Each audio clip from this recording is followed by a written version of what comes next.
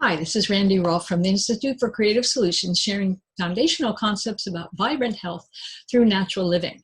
And what I want to talk about today is the limits of our understanding of what keeps us healthy, particularly in nutrition. I'll use that as an example.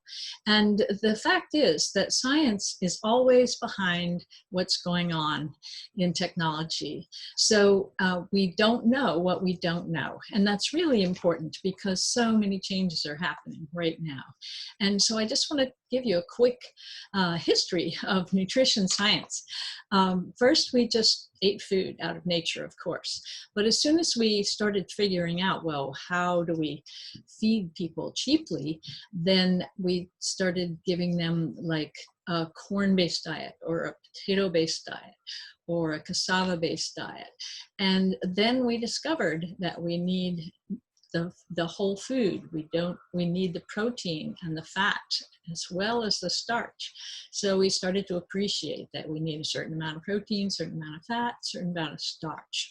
Then they tried to, with animals, to see if we could just give them pure protein, pure starch, pure fat. Didn't work. So then they discovered the vitamins, and there was serious vitamin deficiencies, like in the slave population in the South in the US, where they were just eating corn, but they weren't supplementing it with the mineral sources that the Indians had always used, the Native Americans had used with their corn. So we started discovering the B vitamins that need to be added, and then we discovered the minerals that had to be included when our soils started to be diminished because they were overgrazed and overfarmed, so that the minerals weren't being replaced with proper composting. So then we thought, oh gee, we need more magnesium and more potassium. And the spinach that Popeye ate when I was a kid only has half as much iron as it had back in those days. Now it's 50% less. And then we discovered we need enzymes because so many of our foods were processed. And then we discovered we need fiber because they were over-processed and concentrated, and we were eating sugar instead of fruit.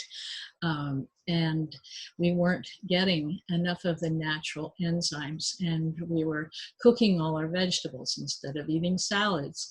So and then we discovered we need probiotics because we were giving antibiotics too freely, and we were killing our good gut bacteria as well as our bad. So now we're all trying to get probiotics. And now we also have discovered we need a whole lot more fresh, clear, alkalizing water because we eat so many concentrated foods. With the fast food diet, you don't get soups and gruels and juices and light broths and so on that would give you some natural water. Instead, our beverages tend to acidify the body. So we don't know what we don't know.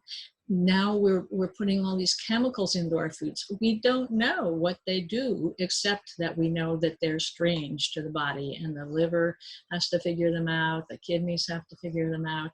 We have to push them out our breath or our skin, and it causes real problems. So then we use more medication on our skin and get more colds and flu. And so we don't know what we don't know. And we're just now appreciating the importance of natural energy field because we've gone and messed it up.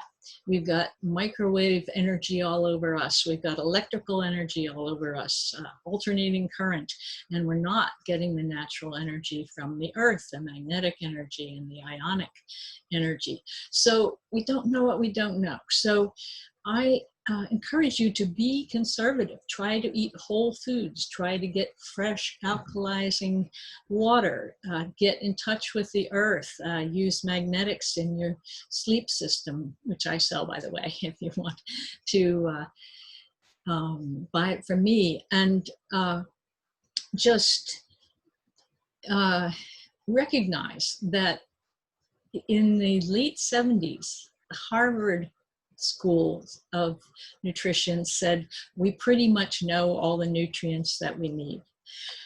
It was a famous last words because they had a wonderful journal, and every month there was new information coming out. We needed vitamin E, we needed other kinds of B vitamins, and besides the famous first 5, and so on. So you really have to trust nature and the natural food that we have been eating for the last 2 million years.